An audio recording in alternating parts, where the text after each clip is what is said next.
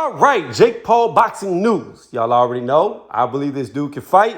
I believe if he keeps going with these types of fights like Ben Askren and building himself up, he's going to be able to fight real boxers. Before I get into this video, hit the thumbs up. It helps me out with the algorithm. Subscribe to the channel because it is what helps me out the most. And when you subscribe to the channel, hit the notification bell. That way you get updated when I drop the newest content like this. With that being said, let's get into the video. Now, before I get into everything about Jake Paul and boxing and everything that's been said and going on, I want to talk about this. Tyson Fury just came out and said that his brother versus Jake Paul is a 50-50 fight. If you don't know who that is, that's Tommy Fury. Now, people can make fun of Jake Paul for fighting Nate Robinson, even though everybody said Nate Robinson was going to whoop his ass. Then after Nate Robinson got his ass whooped, people were trying to say that, oh, well, he didn't belong in the ring, he didn't know how to fight. Well, where was all that talk beforehand? It was non-existent. 99% of y'all believe that Nate Robinson was going to spark Jake, whereas I said Jake was going to beat him.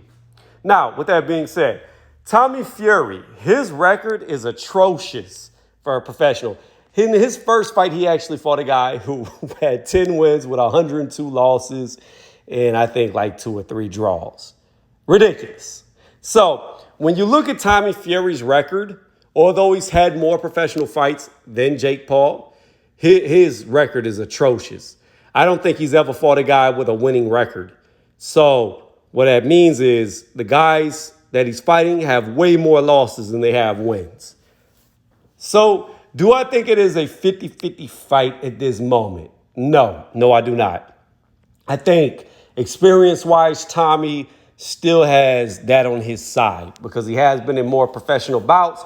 And he's at least fought guys in those professional bouts, even though they were shitty fighters. They were shitty fighters with real boxing matches. So again, you're fighting guys who have been fighting, even if they're subpar opponents, they still have fought. So he's fighting guys who have fought, whereas Nate Robinson had never fought.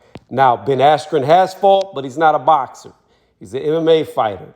So I'm pretty sure with this upcoming fight, Jake is going to knock him out. I'm really positive he's going to knock him out.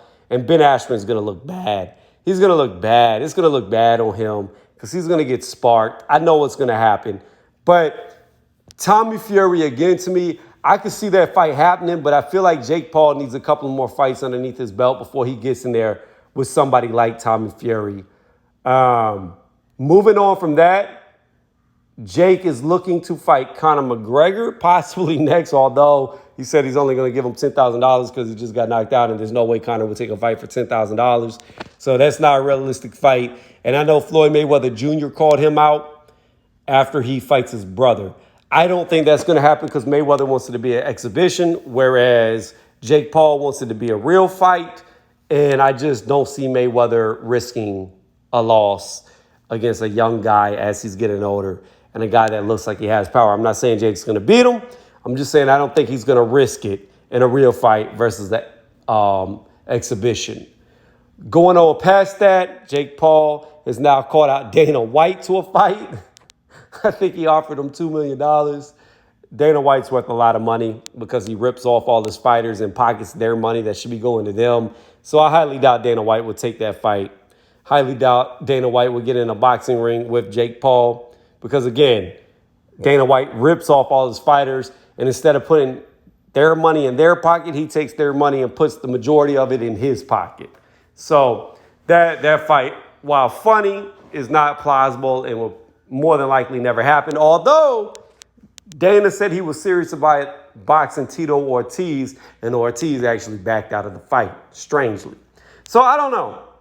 Maybe Dana would take it. I highly doubt it, but who knows? Weirder things have happened.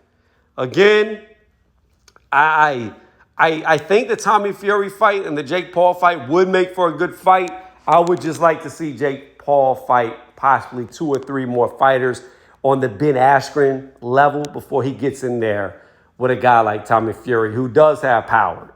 I believe he's knocked out 4 out of the 5 people he's fought. If you didn't understand what I just said, I said 4 out of the 5 people that he's fought. So he's got power just like Jake, whereas Jake has knocked out everybody he's fought currently. We're going to see if he's going to do that against Ben Askren. We're going to see if he's got that same type of punching power when he starts hitting the guy who's used to being hit. So there's that aspect too. Is his power going to hold up against a jaw that has been cracked by guys who have fought? I think it is. I think he is going to actually crack that jaw that's been cracked and make it crumble, but I could be wrong. We're going to see a lot in this fight right here. We're going to see how good Ben Askren is with his hands. I think they're not good at all. I think they're non-existent. I think it's a smart fight for Jake, but most importantly, we know Ben Askren is tough, and we know he can take damage. So we're going to see if Jake can inflict enough punishment with these punches to knock him out, or is he going to absorb it and go all 8 rounds because it's built for an 8-round fight. And if he can make it all 8 rounds, then I would say that Jake might need to rethink box. Well, no, I take that back. He doesn't need to rethink it because, again, he has no amateur experience besides one fight, I believe. So these are the types of fights that he needs if he's going to be serious with boxing. I need to see him at this level. He needs to be getting in there like every 2 to 3 months if he's going to fight guys on this level. He needs to keep these coming back to back, back to back, back to back, back to back. Within the next 2 years, he needs to at least have, more than likely, I would say, somewhere around 13 to 15 fights within the next 2 years underneath his belt. So he can really start to then fight real legitimate guys who had good amateur backgrounds who are just turning pro.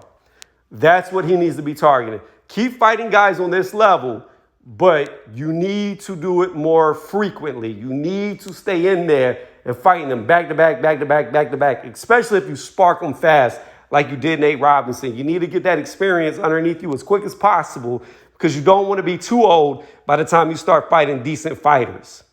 So, again, that's how I see it. Again, I think Jake Paul beats Ben Askren, and I think the Tommy Fury fight, while good, shouldn't be made quite yet for Jake Paul. I think it's too much of a risk.